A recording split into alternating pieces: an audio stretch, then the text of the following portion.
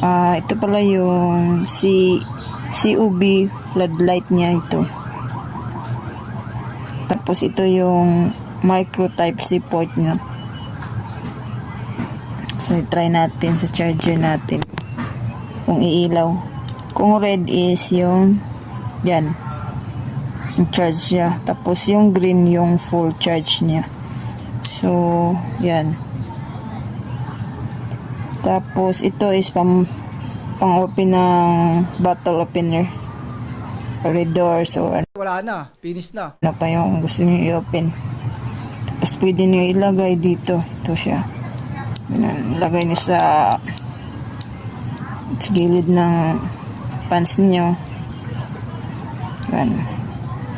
Tapos sa likod naman, ito yung super magnet niya, strong magnet. So try natin dito.